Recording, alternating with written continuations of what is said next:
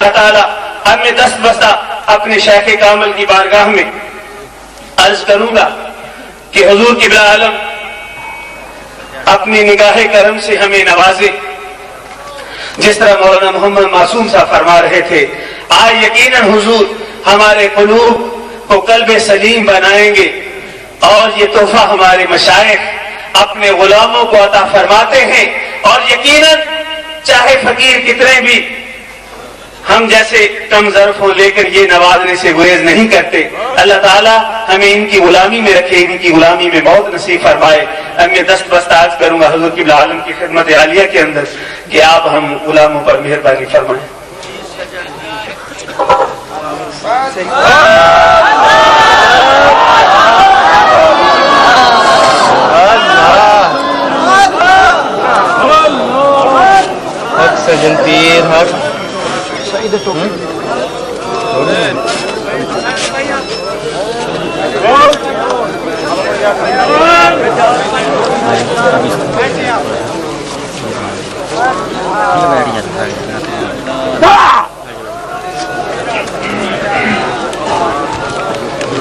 ونصلي على رسوله الكريم أما بعد فأعوذ بالله من الشيطان الرجيم بسم الله الرحمن الرحيم توبوا إلى الله جميعا أيها المؤمنون لعلكم تفلحون آمنت بالله صدق الله مولانا العظيم وقال الله تبارك وتعالى في شان حبيبه بسم الله الرحمن الرحيم إن الله وملائكته يصلون على النبي يا أيها الذين آمنوا صلوا عليه وسلموا تسليما اللهم صل على سيدنا ومولانا محمد وعلى آله وأصحابه أجمعين۔ معزز سامعین اکرام، آیت کریمہ تلاوت کی ہے، اس کی معنی اور مفہوم عرض کرنے سے قبل یہ گزارش اور آپ دوستوں کے سامنے اظہار کرنا ضروری سمجھتا ہوں کہ اس بابرکت جگہ پر آنا ہمارے لیے ایک اعزاز ہے، خوش قسمتی ہے اور سعادت ہے، جہاں ہمارے شیخ کے شیخ حضور خواجہ خواجگان قطب دوران قیوم زمان حضور پیر مٹھا رحمۃ اللہ تعالی علیہ کے خلیفہ خلف صالح صحیح حضرت قبلہ خواجہ حبیب صاحب رحمۃ اللہ تعالی علیہ رونق افروز ہوئے، اور انہوں نے آپ کے طریقہ عالیہ کی اشاعت کے لیے بے مثال کام سر انجام دیا، جو اس ناچیز کے لیے ایک قابل تقلید ہے۔ ہم اس چیز پر فخر کرتے ہیں، مسرت محسوس کرتے ہیں اور دعا کرتے ہیں یہ جو چشمہ حضرت قبلہ خواجہ حبیب الرحمان صاحب رحمت اللہ تعالی علیہ نے حضور پیر مٹھا رحمت اللہ تعالی علیہ کے فیض کا یہاں جاری کیا، یہ تا قیامت جاری رہے۔ یہ آپ کے خانوادے کو میں مبارکباد دیتا ہوں، سید قبلہ محمد معصوم صاحب، ان کے صاحبزادگان کو، کہ اس قدر اعلیٰ گھرانے میں اس قدر عظمت والے والد کی یہ اولاد ہے، اور میں ان کے لیے دعا کرتا ہوں کہ اپنے اس والد بزرگوار کے نقش قدم پر چلتے ہوئے اس سلسلے کو وہاں تک لے جائیں جہاں تک حضور پیر مٹھا رحمۃ اللہ تعالی علیہ کی تمنا تھی۔ تصور کر سکتے ہیں آپ لوگ کہ حضور پیر مٹھا رحمۃ اللہ تعالی علیہ انہی علاقوں میں رہ کر حضور پیر قریشی رحمۃ اللہ تعالی علیہ کی خدمت میں فیضیاب ہوتے رہے، آپ کی غلامی اور خدمت سر انجام دیتے رہے۔ آپ کے بے شمار خلفاء تھے، وہ سب چندے آفتاب چندے مہتاب ہیں، لیکن ہم اپنے پیر کی حضور پیر مٹھا رحمۃ اللہ تعالی علیہ کی عظمتوں کو بیان کریں گے، ان کے شان اور شرف کو بیان کریں گے کہ ان کے وسیلے سے ہمیں فیض فضلی حاصل ہوا تھا۔ آپ کی جو خصوصیات اور اعجاز دیگر خلفاء میں آپ کو ممتاز بناتا ہے، یہ وہ صفت ہے جو ہمیں حضور پیر مٹھا رحمۃ اللہ تعالی علیہ کی ذات میں ملتی ہے، وہ خصوصیت، وہ امتیازی شان جو خصوصیت، جو امتیازی شان سب صحابہ میں صدیق اکبر کو حاصل تھا، ہم کہہ سکتے ہیں پورے وثوق اور پوری عقیدت کے ساتھ وہ مقام، وہ شان، وہ امتیاز حضور پیر مٹھا رحمۃ اللہ تعالی علیہ کو، حضور پیر قریشی رحمۃ اللہ علیہ جمی جماعت اور خلافہ میں حاصل ہوا۔ وہ قربانیاں، وہ خدمتیں، وہ نسبتیں آپ کو حاصل ہوئی جو صدیق اکبر رضی اللہ تعالیٰ عنہ کو آقا انعامدار حضرت صلی اللہ علیہ وآلہ وسلم کی ذات کے ساتھ حاصل ہوئی، جس کو بیان کرتے ہوئے امام غزالی رحمۃ اللہ علیہ علوم میں فرماتے ہیں جو تصوف کے امام ہیں، تصوف کی بنیاد تو میرے آقا و مولا حضرت صلی اللہ علیہ وآلہ وسلم کے زمانے میں رکھ دی گئی تھی۔ تصوف اگر رضائے باری تعالیٰ کا نام ہے تو سب سے بڑے متصوف میرے آقا و مولا حضرت صلی اللہ علیہ وآلہ وسلم کی ذات ہے، کیونکہ دین اسلام، جو مذہب اسلام، جو تعلیمات قرآنی آقا نے ہمیں عطا فرمائی ہے، اس کا صرف ایک ظاہر نہیں ہے۔ جس طرح کے دیگر مصلحین اس دنیا میں آئے، انہوں نے بھی اپنی تعلیمات لوگوں کے سامنے رکھ دی، میں اس تفصیل میں نہیں جاتا، آپ ان مصلحین کے حالات کو کتابوں میں پڑھ سکتے ہیں، لیکن ان مصلحین کی تعلیمات میں جو چیز ہمیں نظر آتی ہے وہ ایک ظاہری ہدایات تھی۔ وہ انہوں نے کچھ تعلیمات لوگوں کو عطا فرمائی کہ یہ چیز تمہیں کرنی ہے، وہ ایک عمل تھا، اس عمل کو وہ لوگ اختیار کرتے تھے، لیکن جو آقا انعامدار حضرت صلی اللہ علیہ وآلہ وسلم نے دین اسلام ہمیں عطا فرمایا ہے، صرف اس کا ظاہر ہی نہیں ہے بلکہ اس کا ایک باطن بھی ہے، اس کا ایک روح بھی ہے۔ وہ جسم ہے تو اس کے اندر جو روح پایا جاتا ہے وہ اخلاص ہے، وہ رضا باری تعالی ہے۔ وہ عمل تب تک مکمل نہیں ہوتا، وہ نماز تب تک مکمل نہیں ہوتی، وہ حج تب تک مکمل نہیں ہوتا، وہ عمرہ تب تک مکمل نہیں ہوتا جب وہ روح جو اللہ کی رضا، جو اس کی محبت اور اس کی خوشنودی اور اس کے قرب اور اس کے حضور کو پانے کے لیے جو جذبہ دل میں پایا جاتا ہے، وہ عمل کے اندر موجود اگر نہیں ہے تو وہ عمل، وہ مقام ایک قبولیت حاصل نہیں کر سکتا۔ یہ دین اسلام کی خصوصیت ہے۔ تو متصوفین نے کیا چیز سکھائی؟ انہوں نے یہی چیز سکھائی کہ دیکھو عمل کرو، دیکھو عبادت کرو، نوافل پڑھو، ذکر اذکار کرو، لیکن اس کا ایک واضح مقصد تمہارے سامنے ہونا چاہیے۔ وہ مقصد نہیں جو یہاں بر صغیر کے ہندوستان میں رہنے والے وہ جوگی حضرات کے سامنے ہوتا تھا کہ وہ اپنی محنت اور مشقت سے کچھ کرتب سیکھ لیتے تھے، کچھ ایسی ایک خرق عادات کا اظہار کرتے تھے کہ جو غیر معمولی باتیں ہوتی تھیں، کوئی ہوا میں اڑ رہا ہے، کوئی کھانا نہیں کھا رہا ہے، اور وہ کئی ہفتے گزر جاتے ہیں، اپنی طاقت کا اظہار کر رہا ہے۔ یہ بر صغیر ہندو پاک میں یہ چیزیں بہت عام تھی، لیکن میرے آقا و مولا حضرت صلی اللہ علیہ وسلم نے فرمایا کہ بے شک تم محنت اور مجاہدہ سے یہ چیزیں حاصل کر سکتے ہو، لیکن اس سے بھی بلند تر بات ہمیں سکھائی کہ یہ نوافل، یہ ذکر، یہ عبادت، جو کچھ بھی تم کرو اس کی محبت میں کرو جس نے تمہیں پیدا کیا ہے۔ سود و زیاں کا خیال نہ کرو، جنت حور و غلمان کے شوق میں نہیں، صرف جہنم کے ڈر کی وجہ سے نہیں، بلکہ اللہ کی محبت میں تم کرو۔ یہ فکر نہ کرو کہ سردی کا موسم ہے یا گرمی کا موسم ہے، نماز پڑھنے کے لیے اگر جاؤں گا تو میرے کاروبار میں کمی آ جائے گی، میری زراعت میں کمی آ جائے گی، اس فکر کی وجہ سے تم رک جاؤ۔ نہیں، یہ چیز ذہن میں رکھنے کے باوجود تم یہ سوچو کہ جس سے میری محبت ہے، جس کا میں بندہ ہوں، جس کے ساتھ میرے ابدیت کا تعلق قائم ہے، جس ذات کی ہر لمحہ میرے اوپر نظر ہے، جو ہر لمحہ مجھے یاد کرتا ہے، جو مجھ سے محبت کرتا ہے اس کے باوجود کہ وہ میری ضرورت اس کو نہیں ہے، وہ محتاج نہیں ہے، وہ غنی اور بے پرواہ ہے، اس کے باوجود مجھ جیسے گناہگار سے محبت کرتا ہے اور رزق عطا کرتا ہے، دشمنوں سے بچاتا ہے۔ میں اس کی محبت میں نماز کے لیے نکلتا ہوں۔ جب یہ شوق تمہارے دل میں پیدا ہوگا تو یہ نماز تمہاری قبولیت کے مقام کو پہنچ جائے گی۔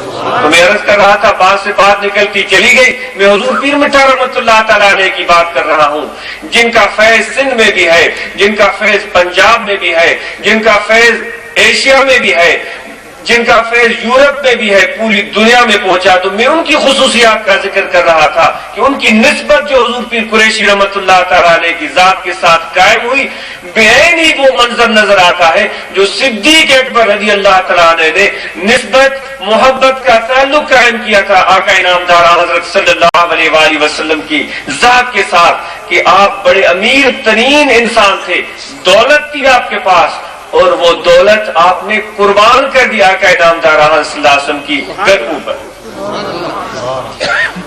بلکہ آپ کی یہ تمنا ہوتی تھی کہ مجھے دولت اللہ عطا کرے اور بہت زیادہ عطا کرے، اور جتنی بھی عطا کرے میں حضور کے قدموں پر نچھاور کر دوں۔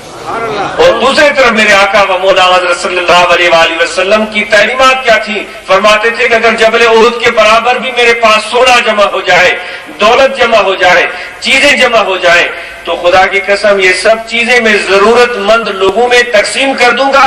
اگر میں کچھ چیز ان میں سے رکھوں گا تو صرف اتنی رکھوں گا کہ 3 دن کے گزر بسر کے لیے کافی ہو، جو مہمان آتے ہیں ان کی ضرورت کے لیے کافی ہو، اس سے زیادہ مجھے رکھنے کی کوئی تمنا نہیں۔ بلکہ اس قدر آپ مخلوق خدا پر، امت پر مہربان، یہ مقام آپ کو، یہ عظمتیں آپ کو اللہ نے عطا فرمائی تھی، کیونکہ آپ کی محبت جو تھی وہ اللہ کی ذات کے ساتھ تھی۔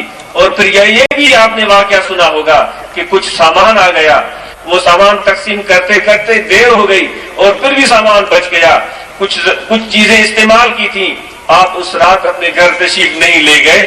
آپ نے فرمایا تب تک ہم یہیں بیٹھے رہیں گے، مسجد نبوی میں بیٹھے رہیں گے، جب تک یہ ساری چیزیں لوگوں میں تقسیم نہیں ہو جاتی۔ پہلے تو ہم اپنی ذات کے لیے سوچتے ہیں، لیکن قربان جاؤں آقا انعامدار صلی اللہ علیہ وسلم کی ذات پر تو صدیق قربانیاں دیتے تھے، تو حضور اپنی ذات پر نہیں خرچ کرتے تھے، بلکہ دین اسلام کی افشاء کے لیے، پھیلانے کے لیے، تبلیغ دین کے لیے، جہاد کے لیے، ضرورت مند لوگوں کے لیے خرچ کرتے تھے۔ تو صدیق اکبر رضی اللہ تعالیٰ عنہ کو یہ بھی اعزاز حاصل ہوا۔ تو اسی طرح حضور پیر مٹھا رحمۃ اللہ علیہ فرماتے ہیں کہ ہم اپنے پیر کی محبت اپنے دل میں جب محسوس کرتے تھے، گھر میں جب ہم نے دیکھا تو سونے کے زیورات پڑے ہوئے تھے، تو ہم نے سوچا کہ یہ زیورات ہمارے کس کام کے ہیں؟ یہ تو اس چیز کو میں اپنے پاس رکھوں، اس سے بہتر نہیں ہے کہ میں ایسی جگہ پر لے جاؤں جہاں پر لے جانا مجھ پر لازم ہے۔ فرماتے ہیں کہ ان زیورات کو ہم نے ایک اینٹ سے کوٹنا شروع کر دیا تاکہ استعمال کے قابل ہی نہ رہے۔ ہو سکتا ہے دل میں خیال پیدا ہو کہ یہ کچھ مجھے رکھنا چاہیے اپنے گھر کے لیے، اپنے گھر والوں کے لیے، تو اس کو کوٹ کر اس کا ایک گولا سا بنا لیا اور لے جا کر ایک سنار کے پاس اس کو بیچا، یا وہ ساری چیزیں جو تھی وہ اپنے پیر کی خدمت میں لے گئے اور گھر میں کوئی چیز ہم نے نہیں چھوڑی، زیورات۔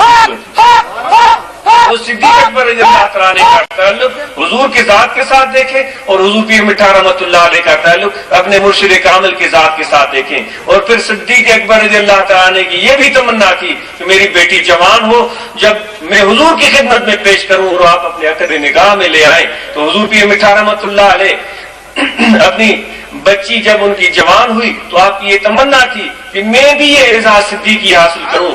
وہ 9 عمر بیٹی اپنی لے کر اپنے پیر کی خدمت میں گئے، جبکہ حضور پیر قریشی رحمۃ اللہ تعالیٰ علیہ کی پیرانہ سالی تھی، اور تمنا اور التجا ظاہر کی کہ حضور یہ مجھے اعزاز عطا فرمائے، یہ میری بچی جوان ہوئی ہے، آپ اپنے عقد نکاح میں لے لیں۔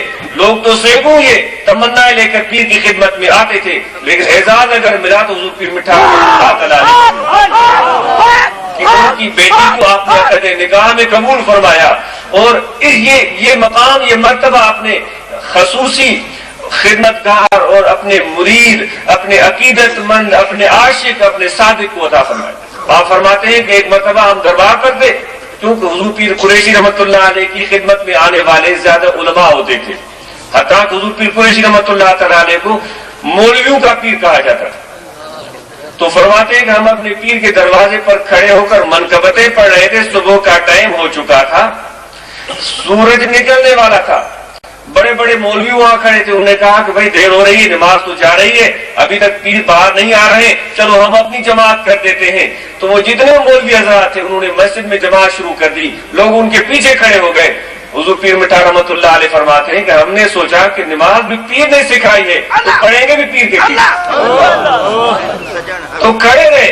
جب حضور پیر قریشی رحمۃ اللہ علیہ باہر تشریف لے آئے اور باقی لوگ نماز پڑھ چکے تھے تو حضور پیر قریشی رحمۃ اللہ علیہ کی ابتدا میں نماز پڑھنے والے واحد شخص حضور پیر مٹھا رحمۃ اللہ علیہ، اور فرماتے ہیں کہ جب ہم نے سلام پھیرا تو سورج کی کنارے افق سے باہر آ چکے تھے۔ سلام جب پھیرا تو سورج نکل اپنے وہ ابتدائی جو اس کی شکل ہوتی ہے وہ ظاہر ہو رہی تھی، تو حضور پیر قریشی رحمۃ اللہ علیہ نے سلام پھیرا، پیر مٹھا بھی پیچھے کھڑے ہوئے ہیں، اور کیا ارشاد فرمایا، چلو آج سورج نے بھی ہماری ابتدا میں فجر کی نماز پڑھ لی۔ تو لوگ تو یہ سمجھتے ہیں کہ سورج کے لیے فرما رہے تھے، جو سورج آسمانوں میں نکل کر زمین کو روشن کرتا ہے، لیکن میرا دل کہتا ہے وہ سورج آسمان روحانیت پیر مٹھا کے فرما رہے ہیں، جو آگے چل کر اس آپ کے فضلی فیض کو پوری دنیا میں عام کرنے والے تھے۔ تو میرے دوستو، یہ محبت، یہ عقیدت ہر ایک کے بس کی بات نہیں ہوتی ہے۔ سرمد ہمیں عشق بلحوث ران دہن، سوز دلے پروان مگس ران دہن، یہ جو محبت اور عشق اور ولولہ ہوتا ہے بلحوث کو نہیں ملتا، جو دنیا کی خواہشات کا مارا ہوا ہو، جو اپنے شان اور مان کو ڈھونڈتا ہو، اپنے اعزاز کا طالب ہو، یہ تو اس شخص کے حصے میں آتا ہے جو اپنی جان کی پرواہ نہیں کرتا، وہ پروانے کی طرح اس شمع کے اوپر دیوانہ وار اپنے آپ کو قربان کر دیتا ہے، یہ اس کے حصے میں نعمت آتی ہے۔ تو میرے دوست، حضور پیر مٹھا رحمۃ اللہ تعالی علیہ نے حضور پیر قریشی رحمۃ اللہ علیہ سے جو استفاضہ فیض حاصل کیا، اور پھر اس چیز کو اس انداز میں لوگوں کے سامنے لے آئے کہ جس کی جو آپ نے گفتگو فرمائی، جو آپ نے ارشادات فرمائے، جو اپنے عمل سے اپنے معتقدین کو جو باتیں سکھائیں، اس کی ایک ایک بات میں محبت اور عشق کا آپ کو ایک جلوہ نظر آئے گا۔ تعلیمات دینے والے تو حضور پیر قریشی رحمۃ اللہ علیہ کے دیگر جو خلفاء بڑھے تھے، اور واقعی یہ پیر قریشی رحمۃ اللہ تعالی علیہ کی یہ تعلیمات ہی واحد وہ تعلیمات ہیں جن میں مجاہدہ اور محنت اور مشقت کے بجائے محبت پیر کی تعلیم دی گئی۔ مولانا عبدالغفور مدنی صاحب جن کی ماشاءاللہ بڑے عقیدت مند پاکستان میں، مدینہ میں، حرمین شریفین میں موجود ہیں، وہ جب حضور پیر مٹھا رحمۃ اللہ علیہ کی خدمت میں تشریف لائے تھے تو مولانا نور الدین ساٹھ صاحب ابھی وفات پا گئے ہیں، بڑے پیرانہ سار اور کمزور حالت میں میری ان سے 2-3 ملاقاتیں ہوئی تھی۔ وہ مرید تھے بزرگ صاحب خواجہ عبد المراد لوڑے والے رحمۃ اللہ علیہ، ان کے مرید تھے، لیکن انہوں نے پیر مٹھا رحمۃ اللہ علیہ کی صحبت کی تھی۔ میں اس لیے بات عرض کرتا ہوں کہ یہ دولت جو محبت پیر ہے، مرشد ہے، یہ کتنی بڑی دولت ہے۔ وہ مولانا نور الدین صاحب خود عالم دین اور وہ کتابوں کے مصنف، وہ فرماتے میں رحمت پور شریف میں تھا تو مدنی صاحب وہاں تشریف لائے حضور پیر مٹھا رحمۃ اللہ علیہ کی خدمت میں، تو آپ نے ان کو کھڑا کر دیا کہ یا کہیں سفر میں تھے کہ فقیروں کو نصیحت کرو۔ وہ ان کے پیر بھائی تھے، حضور پیر قریشی رحمۃ اللہ علیہ کی صحبت میں دونوں ساتھ رہے تھے، تو اس نے کھڑے ہو کر جو فقیروں کو تعلیم دی، صرف یہ گفتگو فرمائی، جیسے میں طویل گفتگو کر رہا ہوں اس کا نہیں ہے، انہوں نے مختصر گفتگو کی۔ انہوں نے کہا کہ فقیروں سنو، میں نے اپنے پیر سے سنا تھا کہ اس طریقے نقش بندیہ میں جو سب سے اہم ترین چیز ہے وہ محبت پیر ہے۔ پھر فقیروں سے پوچھا تم بتا سکتے ہو کہ 1 روپے میں کتنے آنے ہوتے ہیں؟ انہوں نے کہا 16 آنے ہوتے ہیں۔ تو اس مولانا عبدالغفور صاحب مدنی نے فرمایا کہ 16 آنے 1 روپے میں ہوتے ہیں۔ تو اگر آپ نے حضور اللہ کا پانا ہے، قرب اللہ کا پانا ہے، تو 15 آنے آپ کو محبت پیر چاہیے، اور فرمایا 1 آنا ذکر کافی ہے، 1 آنا ذکر کافی ہے، 15 آنے آپ کو محبت پیر چاہیے۔ حالانکہ وہ مکتب ہے جو بند سے تعلق رکھتے، 15 آنے آپ کو محبت پیر چاہیے، 1 آنا ذکر کافی ہے۔ پھر فرمایا کہ جو 1 آنا ذکر ہے اس میں کمی ہو جائے تو وہ قابل برداشت ہے، لیکن جو 15 آنا پیر کی محبت ہے اس میں 1 پیسہ بھی کمی نہیں ہونی چاہیے۔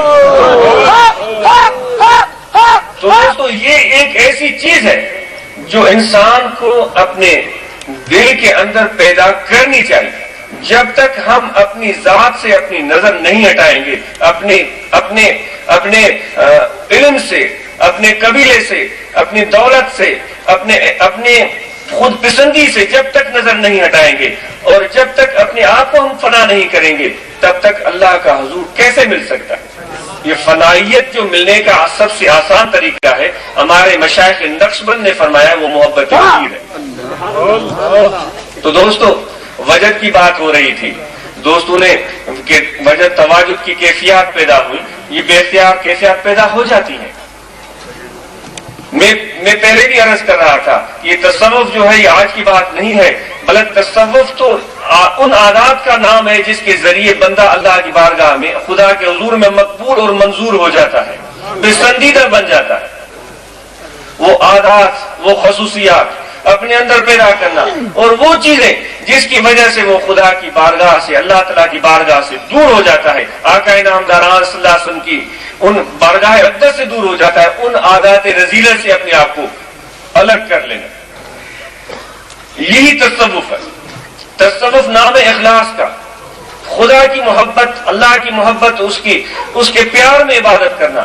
تصوف نام ہے اپنے اندر کی صفائی کا، قلب کی پاکائی کا۔ قد افلح من تزکا، کامیاب تو وہ ہوا جس نے اپنے قلب کو پاک بنایا۔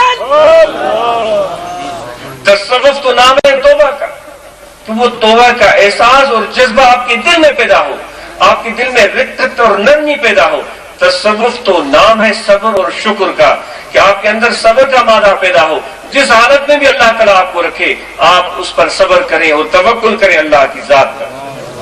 تو وجد کی بھی بات عرض کر رہا تھا کہ آقا انعامداران حضرت صلی اللہ علیہ وآلہ وسلم نبوت عطا ہونے سے پہلے غار حرا میں تشریف لے جاتے تھے۔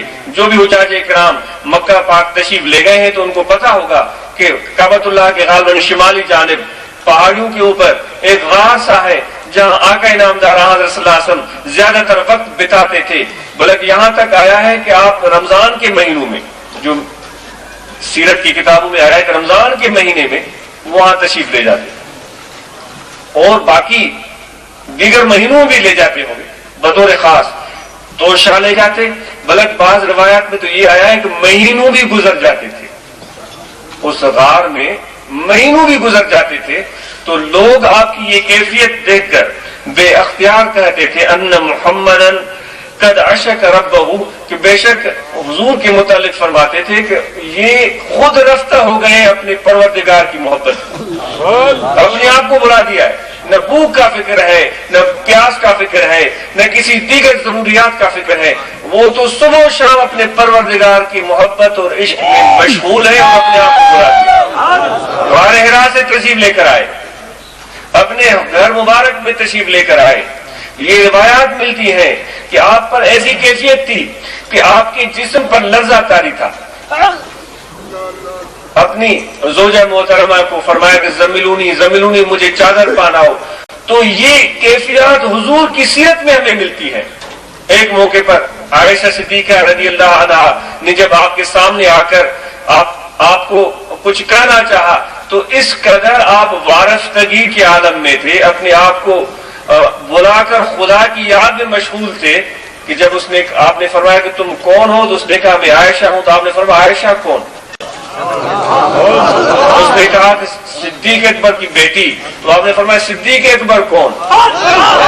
اس قدر وہ ایک خود اللہ کی یاد میں محبت میں مرغ اور مشغول تھے کہ وہ اپنی زوجہ محترمہ ام المومنین عائشہ صدیقہ رضی اللہ تعالیٰ عنہ کو بھی نہیں بتا رہے تھے کہ تم کون ہو اور تم کہاں سے آئی ہو اور کیوں آئی ہو۔ وہ اپنے محبوب کی یاد، اللہ کی یاد میں اس قدر مشغول تھے۔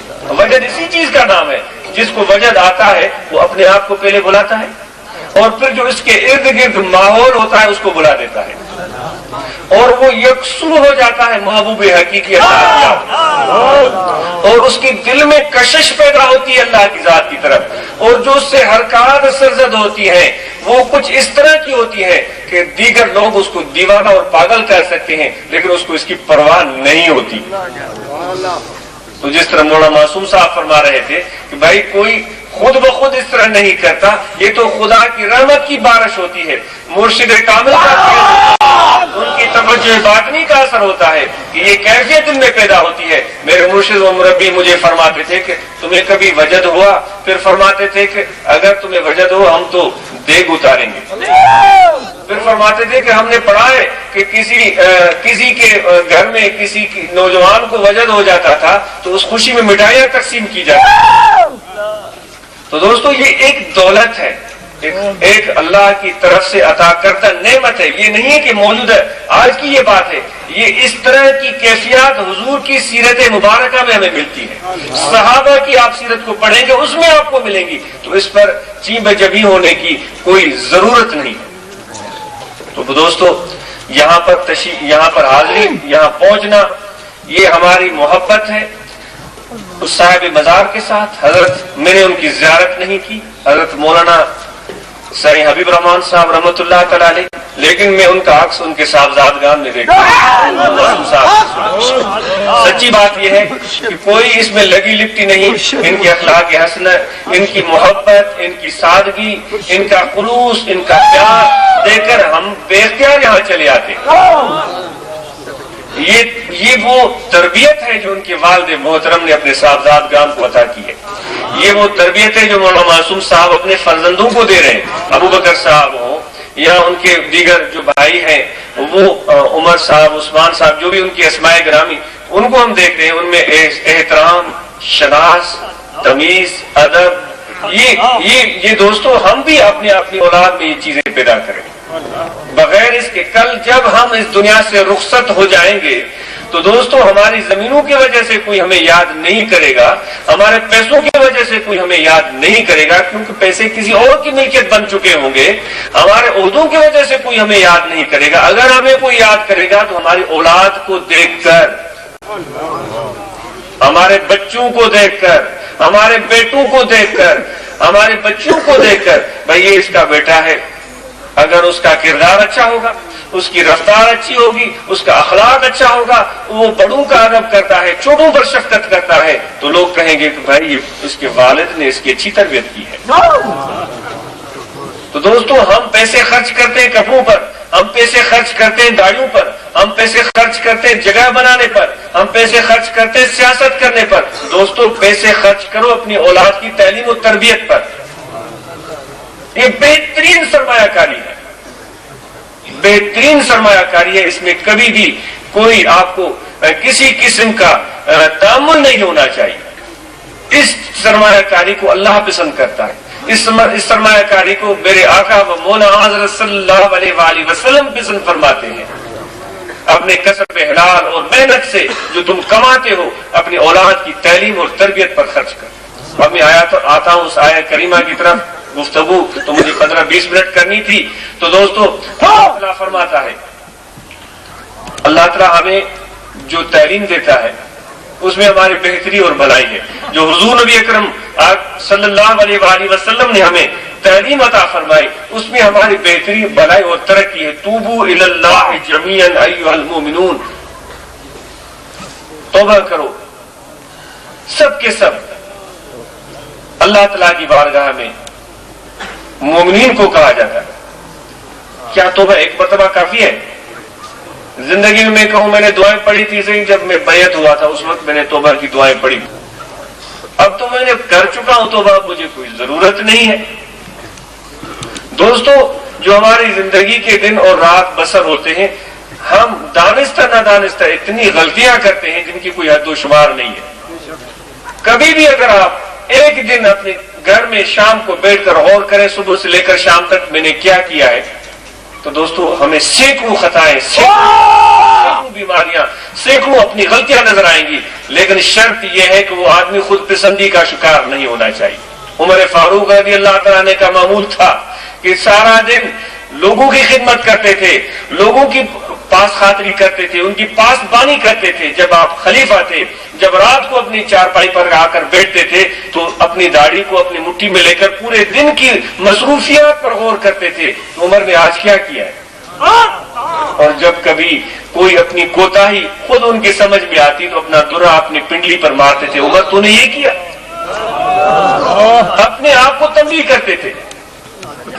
حالات ان کی خدمات کو میں کیا بیان کروں, ان کے اوصاف کو میں کیا بیان کروں, ان کی وہ جو محبت اور پیار تھا حضور کی امت کے ساتھ میں ان کو کیا بیان کروں. سینکڑوں مثالیں آپ پڑھ کر تو دیکھیں. آج بھی جو کفار مشرکین ہیں جو مسلمانوں سے بغض اور کینہ رکھتے ہیں وہ لوگ بھی برملا تسلیم کرتے ہیں کہ اگر بہترین کوئی حکومت گزری ہے گزشتہ دور میں گزشتہ زمانوں میں تو عمر فاروق کی تھی. وہ برملا اس چیز کو تسلیم کرتے. پولیس کا نظام جو آج بڑا رائج ہے پوری دنیا میں اس پولیس کے نظام کو رائج کرنے والے سب سے پہلے اس دنیا میں عمر فاروق تھے. فوجیوں کے وظیفے باقاعدہ مقرر کرنا اس کا رواج بھی عمر فاروق رضی اللہ تعالیٰ عنہ کے زمانے میں ہوا. وہ تو اتنی عظمتوں کے مالک ہونے کے باوجود راتوں کو نکل جاتے تھے. کوئی پرواہ نہیں ہے کہ کوئی دشمن سامنے آ سکتا ہے. دیکھیں مسجد میں کھڑے ہیں جانماز پر کھڑے ہیں نماز پڑھا رہے ہیں اور حملہ کرنے والا حملہ کرتا ہے اور آپ شہید ہو جاتے ہیں. پھر کوئی باڈی گارڈ نہیں کوئی محافظ نہیں. تو یہ ان کا بھروسہ تھا اللہ کی ذات پر. آپ نے تو مشہور واقعہ سنا ہوگا کہ رات کو نکل پڑے دیر ہو گئی مدینے کی گلیاں تو گھوم لی. انہوں نے کہا کہ ذرا باہر بھی نکل کر دیکھتے ہیں باہر کا کیا ماجرا ہے. جب مدینے سے کچھ باہر گئے تو کچھ دور دیکھا کہ کہیں خیمہ ہے وہاں سے روشنی آ رہی ہے. دل میں خیال آیا کہ عمر جا کر دیکھو وہاں کیا ہو رہا ہے. جب وہاں گئے تو دیکھا کہ ایک شخص باہر پریشان حال بیٹھا ہوا ہے اور اندر سے کرانے کی آوازیں آ رہی ہیں. آپ نے اس شخص سے پوچھا بتاؤ کیا تکلیف ہے. اس نے کہا کہ میری بیوی جو ہے وہ درد ذہن میں مبتلا ہے. ہم ادھر آ رہے تھے بچہ پیدا ہونے والا ہے کوئی بھی نہیں ہے جو میری مدد کر سکے اور رات کا ٹائم ہے یہ اچانک افتاد آ پڑی ہے میں پریشان ہوں. آپ نے فرمایا کوئی فکر کی بات نہیں میں ابھی تمہاری خدمت تمہاری مدد کرتا ہوں. یہ نہیں کہا کہ میں کون ہوں. ہم تو پہلے اپنے لقب گنواتے ہیں جس طرح لوگ میرے لقب اور میرے لقب گنوا رہے تھے مجھے شرم آنی چاہیے اور مجھے احساس ہونا چاہیے کہ میرے لیے زہر قاتل ہے. چاہے کہ میں اپنے دل میں فخر محسوس کروں مجھے اس چیز پر شرمسار ہونا چاہیے. اگر کوئی میری تعریف کر رہا ہے اس کے لیے کتنی فائدے مند ہوگی. میں اپنی بات کرتا ہوں میرے لیے تو یہ تباہی اور بربادی کا باعث ہو.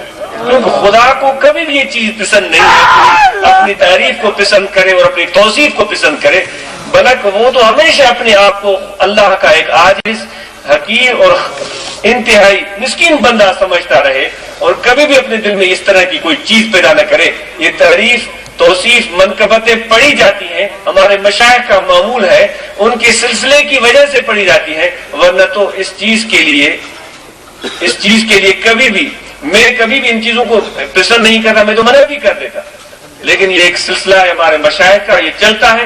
لیکن میں اپنے آپ کو یہ اپنے لیے پسند کرتا ہوں. اگر میرے دل میں اس چیز پر فخر پیدا ہو تو میرے لیے بربادی اور تباہی ہے. تو عمر فاروق رضی اللہ تعالیٰ نے چلے گئے اپنی زوجہ محترمہ کو فرمایا کیا آج تم نیکی کماؤ گی. انہوں نے کہا کیوں نہیں اے امیر المومنین نیکی کا کوئی موقع جانے نہیں دینا چاہیے. تو انہوں نے کہا پھر گھر کو چھوڑنا پڑے گا. آج تو ہم اپنے حرم و محترم کو بند کر کے گھر میں رکھتے ہیں کہ بھائی کوئی اس کو دیکھ نہ لے. لیکن عمر فاروق کو دیکھو بھائی عمر فاروق رات کا ٹائم ہے دن نہیں ہے رات کا ٹائم ہے اور امیر المومنین ہے ان سے بڑا متقی کون ہو سکتا ہے. خدمت خلق کے لیے کیا کرتے ہیں. ہماری بیویاں ہم جیسے جو پیر ہوتے ہیں وہ تو کوئی کام کرنے کے لیے تیار نہیں ہوتی. بھائی ہم تو جو ہے وہ ہماری خدمت اور لوگ کریں گے. دوستو صرف ظاہری شکل اور شباہت ہم نیک لوگوں جیسی بنا کر کبھی بھی نہ سمجھیں کہ ہم بڑے پگدار بن گئے ہیں اور ہم بڑے شان والے اور مان والے نہیں بن گئے ہیں. میں پہلے ہی عرض کر چکا ہوں کہ دین اسلام کا ایک ظاہر ہے اور اس کا ایک باطن ہے. جب تک وہ باطن یعنی روح تمہارے اندر پیدا نہیں ہوگا تو یہ طریقت کی جو ظاہری شکل تم نے بنائی ہے خدا کی بارگاہ میں قبول نہیں ہو سکتی. تو اپنی زوجہ محترمہ کو کہتے مجھے حیرت ہوتی ہے لونڈیاں بھی ہوں گی خدمتگار بھی ہو سکتی تھی اپنی زوجہ محترمہ. انہوں نے کہا کیوں نہیں. میں کہا گھر کو چھوڑنا پڑے گا. لبیک میں حاضر ہوں. اپنی زوجہ محترمہ کو خدمت خلق کے لیے رات کو لے کر چل پڑے اور گئے اس شخص کے پاس جو مدینے سے ذرا باہر سفر کرتے کرتے مدینہ تک نہیں پہنچ سکا تھا اور اس کو کہا فکر نہ کرو تمہارا کام ہو جائے گا. اس کے ساتھ بیٹھ گئے اپنی زوجہ محترمہ کو بھیج دیا جا کر خدمت کرو اور ان کے ساتھ دل لگی کی باتیں کرنے لگی. اس کو کبھی بھی یہ توجہ نہیں دلائی کہ میں کون ہوں اور تم کون ہو. اس سے دل لگی کی باتیں ہو رہی ہیں. وہ بڑا خوش ہے بھائی اتنا اچھا دوست مجھے مل گیا. اتنے میں اندر سے بچے کی رونے کی آوازیں آتی ہیں. آپ کی زوجہ محترمہ باہر آتی ہے. میں بہت کافی عرصہ پہلے یہ واقعہ میں نے پڑھا تھا میں دوبارہ پڑھوں گا. اگر کوئی مجھ سے غلطی ہو گئی تو میں معذرت خواہ ہوں. آپ بیٹھے ہوئے اندر سے خیمے کا وہ جو پردہ ہٹا کر اندر سے آواز آتی ہے امیر المومنین اپنے دوست کو مبارک دو، اس کو بیٹھا ہوا ہے. اس بیچارے کی حالت کیا ہوئی؟ وہ کانپ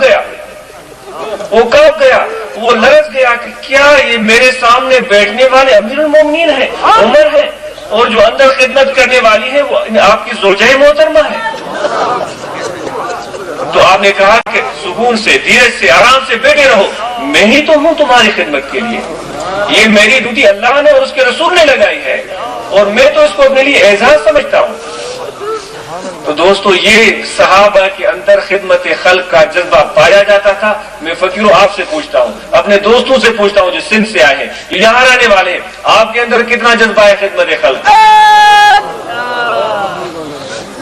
تکبر تاڑے ٹریگر مٹھے سید ملا مصر وڈے وڈے آپ کون وڈے گیون مصر. ہم تو اس میں خوش ہیں کہ ہم بڑے ہیں. بڑا وہ ہے جو اللہ سے محبت کرتا ہے، خدا کی مخلوق سے محبت کرتا ہے، ان کی خدمت کرتا ہے. تو دوستو یہ میں عرض کر رہا تھا، توبہ ہمیں تو ہر وقت کرتی رہنی چاہیے. اتنی غلطیاں ہم سے سرزد ہوتی ہیں ہر روز ہر وقت. میں عمر فاروق رضی اللہ تعالیٰ عنہ کی بات عرض کر رہا تھا کہ بستر پر بیٹھ کر اپنی ریش مبارک ہاتھ میں لے کر پورے دن کی حالات پر غور کرتے تھے کہ آج میں نے کیا کیا ہے. پھر اس پر ندامت ہوتی تھی، آنکھوں سے آنسو بہاتے تھے.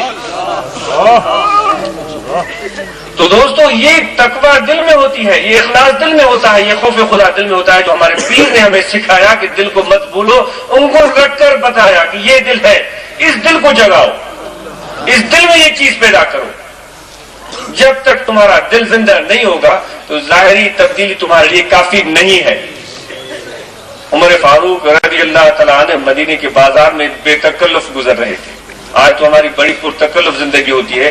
میں دوبارہ کہتا ہوں شرم آنی چاہیے ہمیں. نکلتے ہیں لوگ ہٹو بچوں کی آوازیں کرتے ہیں. عمر فاروق بڑے مزے سے جا رہے ہیں، لوگ کام میں لگے ہوئے، کوئی سامان اٹھا کر جا رہا ہے، کوئی دکان پر بیٹھا ہوا ہے، کوئی بیچ رہا ہے، کوئی خرید رہا ہے. ایک ایک چیز کو دیکھ رہے ہیں. اتنی آپ کی پیاری مزاج تھی. اگر راستے میں کوئی کھڑے ہو کر بات کرتا تھا تو آپ اس کو ہٹاتے تھے. بھائی راستے میں بات نہ کرو، راستہ کھلا رکھو.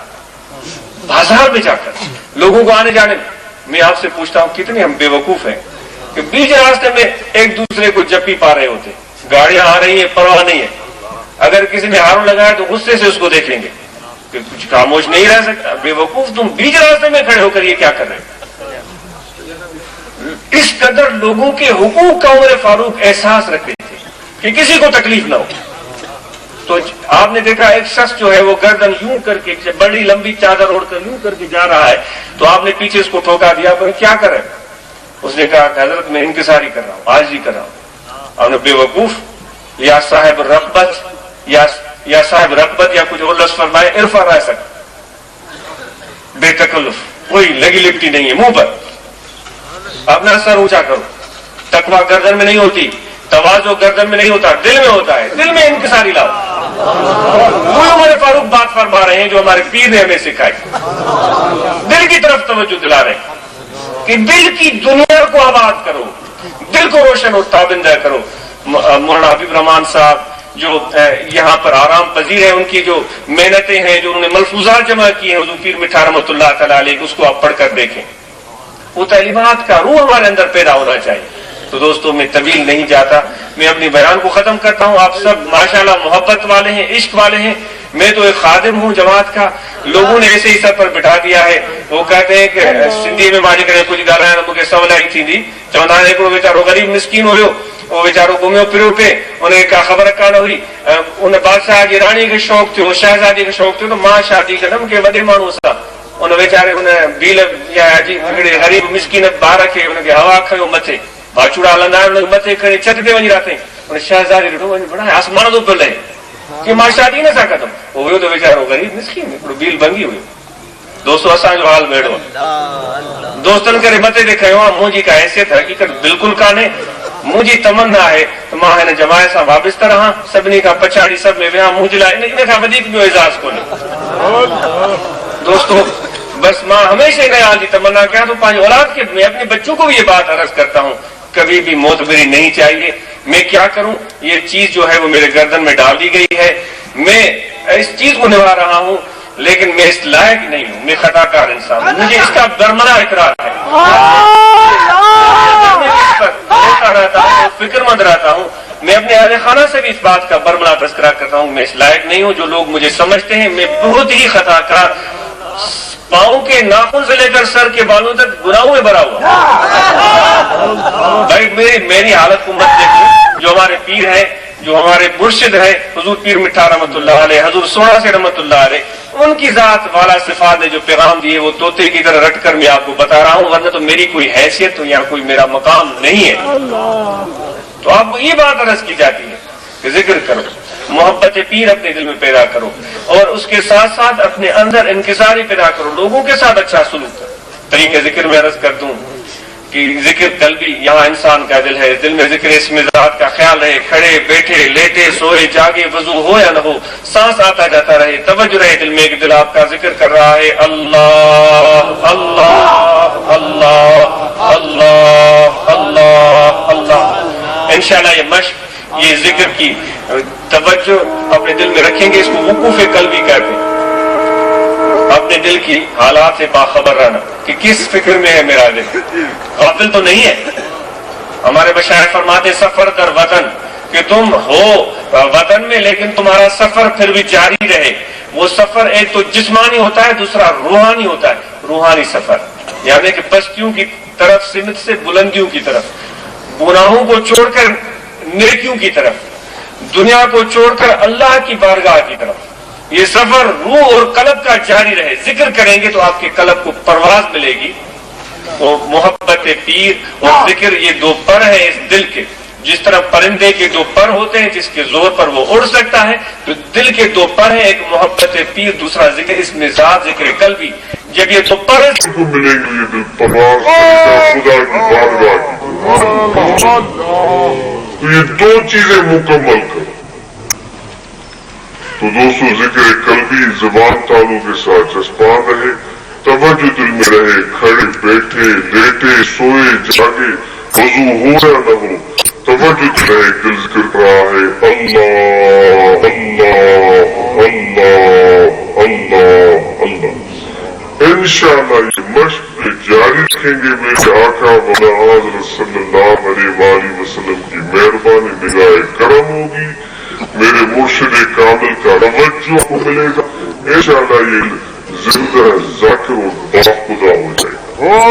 یہ بڑا آسان ذکر ہے، تو مراقبہ کرے، روزانہ کچھ ٹائم بیٹھ جائے، آنکھیں بند کر لے، منہ پر کپڑا لے لے، توجہ دل کی طرف رہے کہ دل میں ذکر ہو رہا ہے، اور میرے آقا و مولا حضرت صلی اللہ علیہ وآلہ وسلم کے فیض انتظار کریں کہ آپ کا فیض جو ہے مشائخ کے توسل سے مرشد کامل کے سینے سے ہمارے دلوں میں آ رہا ہے۔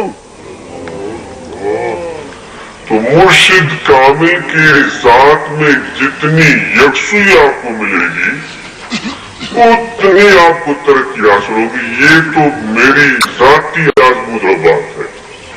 حضور پیر مٹھا رحمۃ اللہ علیہ، حضور پیر قریشی رحمۃ اللہ علیہ کی معیت میں داتا صاحب کی دربار پر گئے۔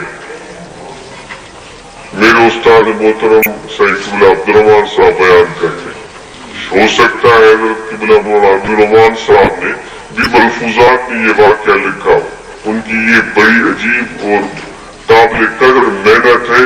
اللہ تعالیٰ حضرت عبدالرحمان صاحب کی درجات بلند کرے، جن کی عرس مبارک منایا جا رہا ہے، ہم ان کی محبت میں آئے ہیں۔ دوستوں میں اپنی پیلی چمکانے کے لیے نہیں آیا ہوں، اللہ معاف کرے، میری کوئی تمنا نہیں، میں دوستی میں آیا۔ سچی بات یہ ہے کہ میری ان کے صاحبزادوں کے ساتھ دوستی ہے، اس دوستی میں ہے، اس محبت میں ہے، مجھے کوئی شوق نہیں ہے پیری بھی کوئی تمنا نہیں، کوئی دلچسپی نہیں۔ اگر یہاں پر کوئی ایک آدمی بھی نہ آئے تب بھی میں آؤں گا، میں کیونکہ ان کے صاحبزاد کے ساتھ میرا دلی رشتہ ہے۔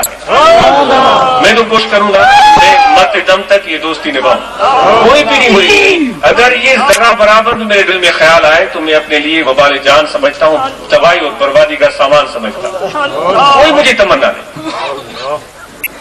تو میں بات عرض کر رہا تھا، داتا صاحب کی دربار پر میں چلے گئے تو حضور پیر مٹھا رحمۃ اللہ فرماتے ہیں کہ ہم بھی بیٹھے، حضور پیر قریشی رحمۃ اللہ علیہ مراقب ہوئے، ہم پیچھے بیٹھے، ہم نے دل میں سوچا کہ داتا صاحب تم بے شک داتا ہو، لیکن میرے داتا تو میرے پیر،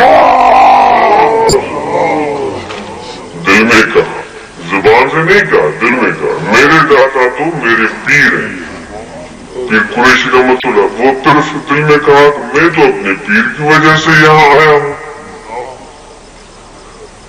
یہ دو باتیں پھر فرماتے ہیں کہ تھوڑی دیر حضور پیر قریشی رحمۃ اللہ علیہ مراقب رہے، اور پھر جب آپ اٹھے تو آپ نے نماز ادا کی۔ نماز کے بعد آپ نے فرمایا کہ ہم جب مراقب ہو کر بیٹھے تو چند باتیں حضور داتا صاحب رحمۃ اللہ علیہ نے فرمائی تھی، کیونکہ اجمیر شریف سے ہو کر آ رہے تھے۔ آپ نے فرمایا وہی باتیں جو آپ کو خواجہ معین الدین نے فرمائی وہی میری طرف سے ہے، لیکن چند ایک باتیں ہیں، وہ یہ ہے کہ یہ نماز کا ٹائم عصر کا جو ہے وہ بہت تنگ ہو چکا ہے، سورج غروب ہو رہا ہے، وہ آپ کے سب لوگ بیٹھے ہوئے ہیں، تب تک نماز نہیں پڑھیں گے جب تک قریشی تم نماز نہیں پڑھو گے، اٹھو جلدی نماز عصر ادا کرو۔ یہ دادا صاحب نے ارشاد فرمایا پیر قریشی رحمۃ اللہ علیہ۔ اور پھر تیسری بات یہ کہی کہ تمہارے جو مست بیٹھے ہوئے نا پیچھے، حضور پیر مٹھا رحمۃ اللہ علیہ کی طرف اشارہ کرتا، یہ ہمارے بارے میں ایسے ایسے کہہ رہے ہیں، اب ان سے تم خود پوچھ لو کہ یہ کیا کہہ رہے ہیں۔ تو حضور پیر قریشی رحمۃ اللہ علیہ نے یہ سب باتیں فرمائی۔ پیر مٹھا رحمۃ اللہ علیہ فرماتے ہیں کہ میں نے تو یہ دل میں باتیں سوچی تھی، میں نے تو زبان سے بھی نہیں کہی تھی، داتا صاحب نے قبر سے یہ چیزیں اپنی روحانیت سے معلوم کی، اللہ نے ان کو یہ طاقت اور بصیرت قبر میں عطا فرمائی ہے، انہوں نے معلوم کی اور پھر قریشی رحمۃ اللہ علیہ کو بتا دی۔ اور صرف یہی نہیں بلکہ اجمیر کی باتیں بھی کہہ رہے ہیں، اجمیر کی باتیں بھی کہہ رہے ہیں کہ جو آپ نے وہاں سے ہدایت لی ہے وہ ہدایت ہماری ہے۔ تو وہ باتیں جو پیر قریشی رحمۃ اللہ علیہ سے اجمیر شریف میں معین الدین رحمۃ اللہ علیہ نے فرمائی تھی وہ بھی دادا صاحب کو معلوم۔ دوستو یہ عجیب روحانی دنیا ہوتی ہے، لیکن جو بنیادی سبق ہے اس سلسلے میں وہ ہے ذکر، محبت پیر، اس کے بعد عبادات آتی ہے، اور پھر جو ہے وہ جو جتنی محنت کرے محبت پیر بھی ہو اور تربیت بھی ہو، عبادات سے اور زیادہ فائدہ ملتا ہے، اور اس کے بعد جو ہے وہ قرب الہی اور حضور الہی کی منزلیں حاصل ہوتی ہیں۔ تو دعا ہے کہ اللہ تعالیٰ ہمیں توفیق عمل عطا فرمائے۔